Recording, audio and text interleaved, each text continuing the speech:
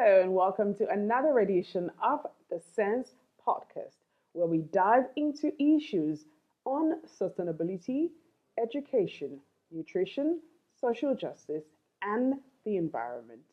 I am your host, Olorin Tobi Adejare, and today we're going to be reflecting on Nigeria at 64. Yes, happy Independence Day to Nigeria. It's been 64 years since we gained independence. And we are going to be looking at how far we've fared as a nation since independence and what we can do to get better as a nation. I'm going to be joined by a development consultant, author, public affairs analyst with a very rich background in research, advocacy, and governance, who is also internationally recognized as an expert in democracy and elections. We'll go on a short break, and when we return, I will be introducing who my guest is today.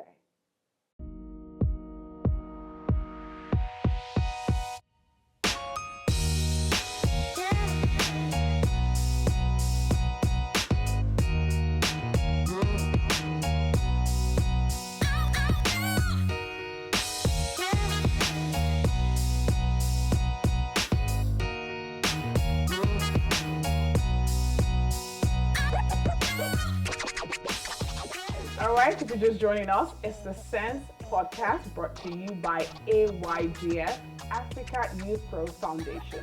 The Sense podcast stands for sustainability, education, nutrition, social justice, and the environment. I am your host, Lauren Tobi at Dejare, and we're discussing Nigeria at 64. With me is Mr. Jide Ojo, a seasoned development consultant, like I said before we went on that short break, who is going to be dissecting and giving us an insight into how Nigeria has fared, the challenges, and how we can overcome some of these challenges. It's good to have you, Mr. Ojo. My pleasure, Toby. All right, sir. All right, so today Nigeria celebrates 64 years of independence. Now, from the pre-colonial era to today, Nigeria's independence journey has been filled with triumphs, challenges, and moments of change. However, while we've gained freedom, certain struggles still persist, and 64 years later, we still grapple with the cost of living. We've seen the price of petrol so as high as 2,000 naira in some states. Cooking gas has gone to as much as over 15,000 in a time where we're trying to advocate for clean cooking. If gas is this expensive, we would find some people having to go back to the old method of firewood and charcoal, which is very bad for the environment. We've also witnessed persistent food crisis in some parts of the nation. Now, it is clear that while we have gained freedom, certain struggles persist. Looking back over the 64 years since our independence, what do you think we as a country should have accomplished by now, and how can we continue to develop? Thank you. First, you need to understand that nationhood is a marathon, it's not a sprint. It's not a 100-meter dash. So it's a work in progress. Even for America, for Europe, much of the other part of the world, they still grapple with existential problems of governance. You are shocked at what's defining American elections in 2025, in 2024.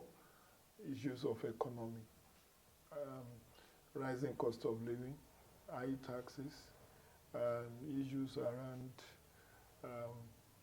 unemployment. So it's not peculiar to Nigeria. And that's the point I'm trying to make. But that's not sufficient to say we should jubilate and revel that we are grappling with this, because comparing Nigeria and US or UK is like comparing apple and oranges. I think part of our challenge, and if I'm to put it in a more contemporary perspective, is our lack of development in the ICT. The rest of the world has left us in terms of STEM, science, technology, engineering, and mathematics education. And so we have not been able to innovate, to produce, to, yes, when you lack proper production. Nigeria has been an import-dependent country. For far too long. For far too long. In fact, for the entire 64 years. Toby, did it not shock you that at some point we were importing toothpick? Maybe we are still doing. At some point, CBN had to ban importation of certain, about 40 items, because we are spending far too much of our forex importing goods. And that's why I took it from the angle of technology, science, technology, innovation. Today, what makes China a world power isn't the population of 1.3 or 1.4 billion that it has. It is in innovation, in production, industrial parks, industrial revolution. Tell me, where is our own industrial revolution? Almost everything you see or you pick, you probably see made in China written behind it. Exactly. Even our infrastructure is being fixed by the Chinese at a very huge resources. I've drawn this analogy time and again. Nigeria is a country of, give or take, over 200 million. China has 1.4 billion population. If you extrapolate, naturally you will say, sociologically, a man who fathered many children should find it difficult to feed those children than one that has few children. Nigeria has few children compared to China, but can we even feed the few that we have? Look at our borrowing. We have borrowed so much from China that the fear is that in the coming years, some of our national assets may be taken over by Chinese. But what has made China, US, Germany world power is not their population. Whether they are underpopulated or overpopulated, that is not the issue. The issue lies in innovation, industrialization. You understand? Now, much of our agriculture is still being done with farms and hoes and cutlass, subsistence.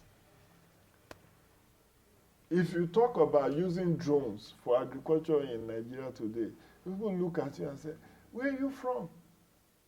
But that's what has been used in over 10 years in many countries, where they use drones to monitor their crops, to spread their crops, rather than carrying water tank at the back and using manual spraying and all of it.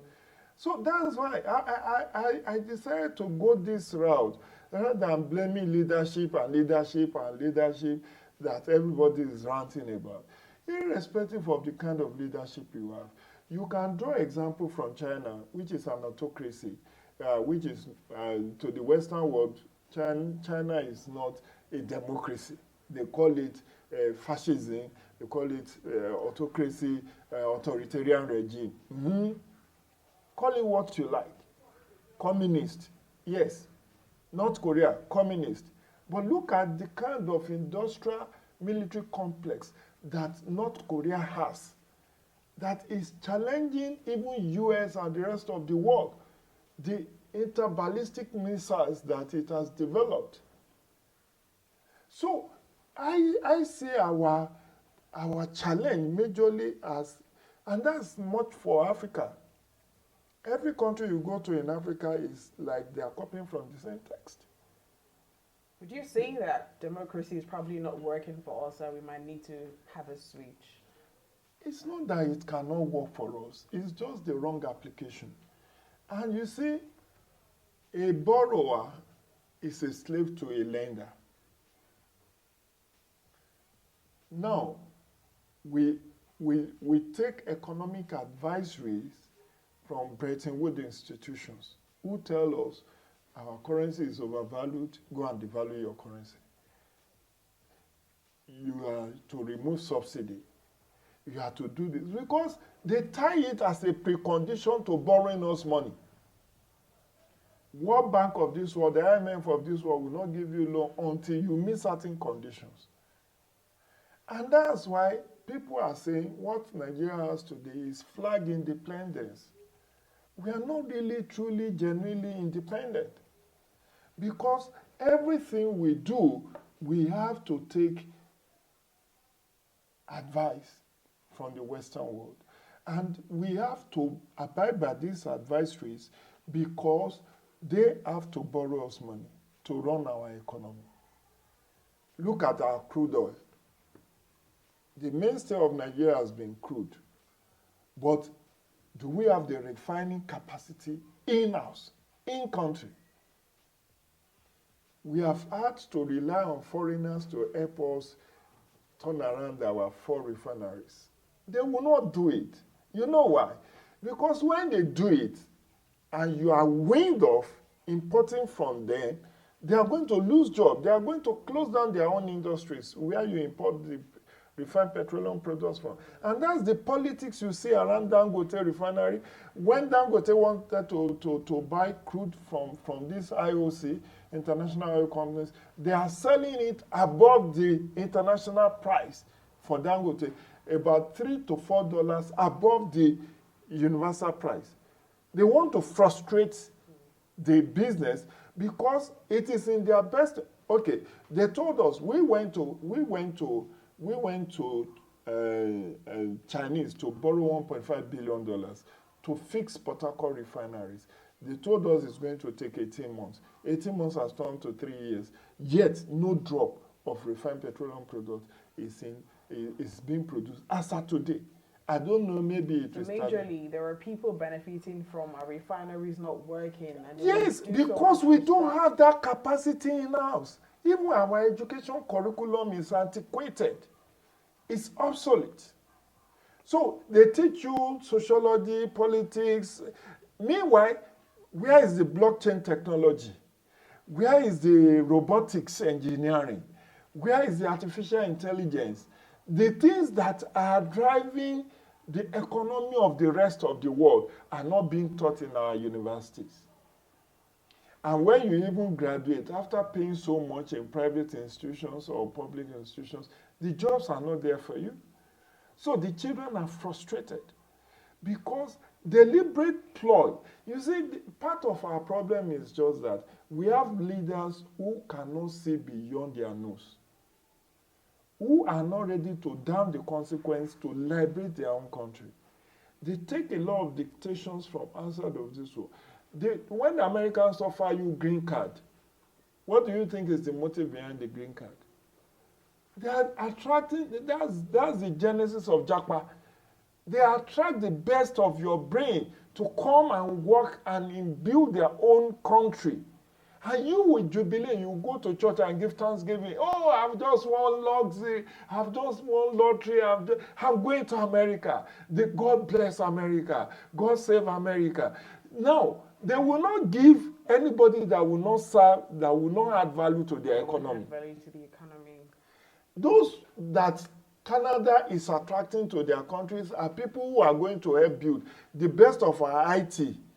The few that you have are leaving the banking sector, they are leaving the ICT sector to go to Canada, to go to Australia, to go to US. So it's a deliberate ploy. That's what we call imperialism. In political science, imperialism. We have new colonial policies of imperialism, cultural imperialism, educational imperialism.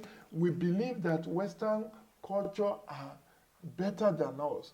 The only area that I think we have broken free, that we have refused to listen to the dictates of the Western world, is in the area of our entertainment industry. Entertainment, music, film. The reason why we are making waves globally is because we've been able to domesticate and tell our own stories. If the fellas of this world have been aping the hip hop ray and do things the way the Jamaicans do the reggae, the Americans do R&B. They will never. It's the Western world that will determine their market. But today, because the Davidos, the Wizkids, the Burna Boys, Ashake, they are selling out stadiums because they decided to have an homegrown music industry, using local languages, using indigenous languages, pidgin English, Yoruba language, to project the culture of to the world. And that's the only. But in terms of our politics, in terms of our economy, our macroeconomic and macro and microeconomic policies are dictated by the Western countries, by the Western world. And that's the worrisome thing that I fear for Nigeria. Because when those policies are implemented, it further impoverished the average Nigerian. So life becomes more difficult. It's not like America or US or or the rest of the world. It's not like they don't have leadership challenges. But they have been able to find a way of making their vote count. So anybody that performed woefully is changed at the next poll. But now we are finding it difficult to even change our leaders because of rigged elections, because of manipulated elections. Which brings us to the governance structure of Nigeria today. So what's your assessment of Nigeria's governance structure today? The major challenges and what you think we as citizens can do to correct some of these things? The governance structure is okay, it's intact. It's the people who populate these governance structures that I have problems with. It's the recruitment process that I have problem with. Okay, we have 11,082 political offices. 11,082, and I can break it down for you. You have 1 seat for president, you have 36 states for governors, you have 360 members of House of Reps, 109 senators. Then you come to State House of Assembly, 993 members of the State House of Assembly. You have 8,809 councillors, 762 local government chairpersons, and 6 area council chairpersons. When you add all of this together, it gives you 11,082. The challenge basically is the leadership recruitment process. Okay, it starts from party primaries. What kind of primaries are being organized by the political parties? A rigged process where at every primary you either impose candidates or you rig your preferred candidate to be the flag bearer or standard bearer of the party. Then in the election, there is no fair deal. It's the highest bidder that wins. I just came back from Edo, where we saw massive vote buying. People paying as much as 10,000 naira for a vote. So how do you now expect the new governor, who knew he bought his way to victory, to now do things for the people? We have seen politicians who made bold to say, look, don't shout on me. Don't call me names. I paid for this. And they did. People pay in billions for political offices. Now you ask yourself, why will a senatorial candidate pay as much as 1 billion to run for a senatorial seat if he knew he's going to run at a loss? Running at a loss does not mean he will not win. If, for instance, he gets 1 million naira every month as his take-home pay, no running cost. So in 4 years, the entire salaries he will take will be less than 200 million or less than 100 million. Meanwhile, he will still cater to the needs of his constituents and all of that. If that had been the case, why would people spend billions? I did a guesstimation of what each of the frontline candidates in Edo must have spent. None of them could have spent anything less than conservative estimate, None of them could have spent anything less than 1 billion. Now, and I'm being serious. So elections are becoming so expensive. Now, It with some is. of your findings in Edo State, Ondo State election is coming up. Yeah. What do you think INEC should be doing better? Well, INEC work is cut out for it. INEC has its own blame. I think INEC is not doing proper oversight of its ad hoc staff and its staff that it deploys. It's not Professor Mahmoud Yakubu that is going to the field to conduct, and he doesn't have a matching order for his people to go and rig elections. But there are some bad eggs in INEC, even among the full-time staff, the staff of the commission, that sees every election as opportunity to make money. And we have not been, the successive administration of INEC has not been able to isolate these people and punish them. The same with ad hoc staff. Okay, we had reported incidents of manipulated results.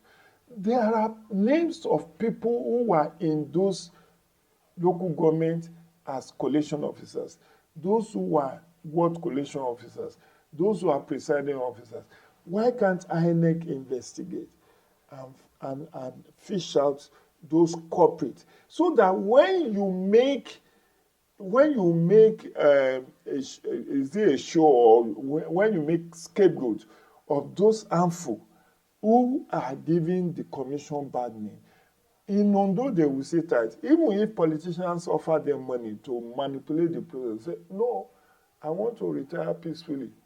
I don't want to soil my name. But because of the culture of impunity, they've done it several times over. They've always gotten away with it. There are staff of the commission that are having much higher investment and lifestyle that their salary cannot explain. And of course, you ask them, how did they come about? They look forward to opportunities of election. There are those of them. There are also outside of INEC, the security men and women who are ready to compromise the process, to collude with the political gladiators, to also offer protection for those who want to manipulate the process. There are also those, who I would say are political jobbers who just are very desperate. Just win. You know, there's something called Machiavellian principle. What does it mean? The end justifies the means. Let me win. Irrespective of how I win, just declare me winner. Let the loser go to court. Then they have crept into the judiciary, offering irresistible amount to judicial officers to get favorable judgment from the court. So it's a chain. But what I put all the blames on is culture of impunity. That we know, we have identity of those who are giving our elections bad name. And we have refused. We lay back and just allow things to slide. Allow it to slide. Okay, with policemen, the DIG Frank Oba said they arrested 6 people. Now look at it. Those 6 people will not go to jail if they are sympathizers of the ruling party or the party that won. Because what the Attorney General and Commissioner for Justice just say is to file nolly that they are not interested in prosecution. Particularly if they found out that there are party members that were caught. EFCC arrested people, but the same thing will apply. They will just say, they are our members. They are our loyalists. So don't embarrass the party. And in as long as you condone this culture of impunity, it will fester. Those who did it in Kogi, Bayelsa, and Imo, they got away with it. There were names by Atana Center of those who manipulated the process in Imo, in Kogi, and all of that. But who has taken? Heard of it. Nobody has taken it up to say we need to question these people. We need to prosecute them. In as much as that impunity, Our leaders must be held accountable. accountability and transparency in governance process is very key. So the question about governance structure, the structures are very clear. We have 3 tiers of government. We have the federal, we have state, we have local. Then we have office of the elective and appointive positions. And the moment you start using clannishness and sectionalism, godfatherism as a basis for appointment of people into offices, you will not get it right. So many people do not have the requisite skill to even govern in their appointment. You know, it's like promoting people beyond their competence. For instance, as we have this interview, the information is rife. Maybe before you hear this, the reshuffling of cabinet will have taken place. Yeah. How did those people make the list in the first place? So many of them, people are querying, who are they? What have they done in time past? Some of them who are governors were worse off, they were failure as governor. Some of them who were from Senate were failure. They never made any meaningful impact when they were in. So how do you reinforce failure? You understand? You reinforce failure by when somebody failed in previous assignment, you now appointed him to a bigger opportunity. When you should actually have sieved such people out of the governance process. So, in as far as consideration for appointment or for election is not your capacity, your educational qualification, your competence. If it turns to, oh, you know one influential traditional ruler who tells Mr. President, this is my candidate, and then you get appointed, or you know of a general overseer who is close to the president and say, I have a candidate for you, please help me. You are not interrogating the competence, the pedigree of that person. There are so many people. You have a book on corruption and opacity in governance. Yes. And corruption has been said to be one of the major problems affecting Nigeria.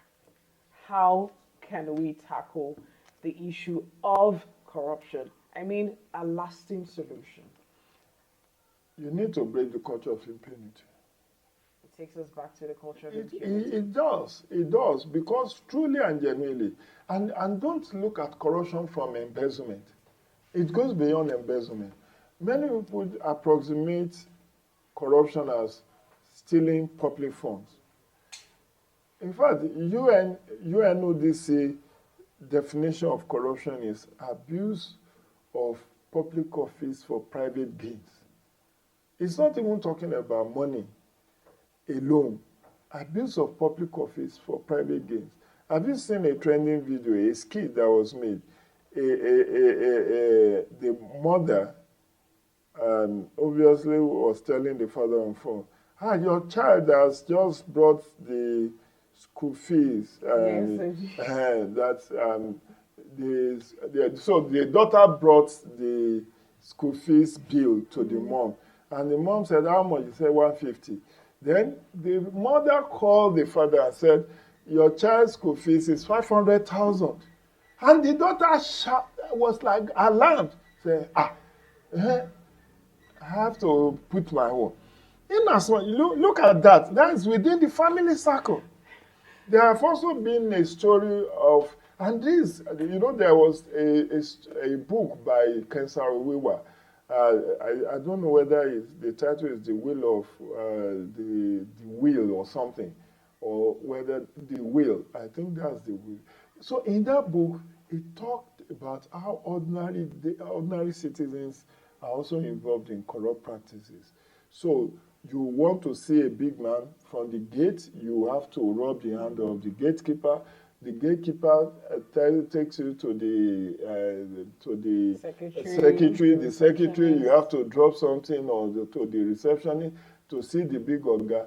You saw the big oga, okay, he gives an instruction, please take care of the, then you have to set, and And at then the the end of chain it, keeps going on and on it and goes on. on. So until that culture of impunity gets, what many of us talks about when we talk about corruption is the, what they call high profile, corrupt practices or mega corruption.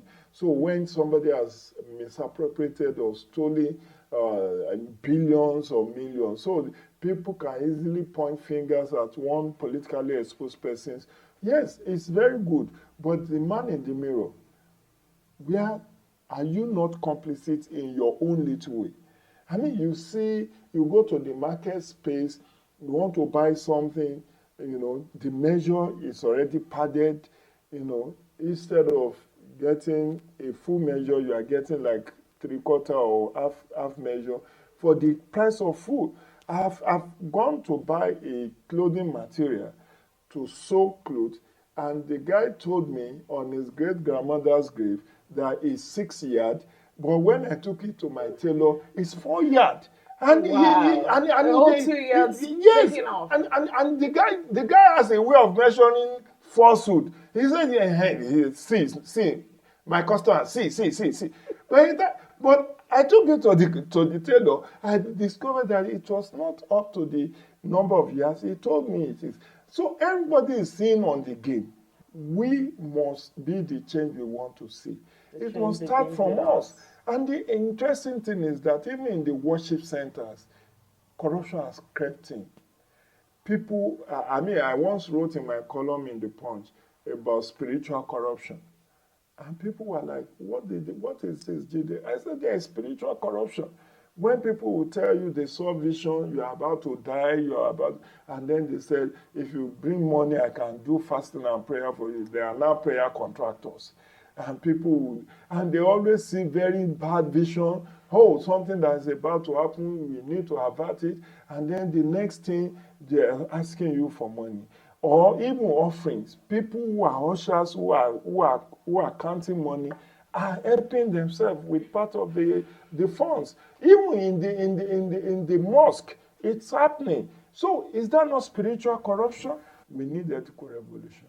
Because what has happened is that laws alone, institutions alone, are not going to be effective in dealing with corruption.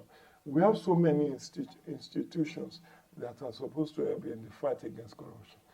Police is one of them. And you can just imagine what is the image of police.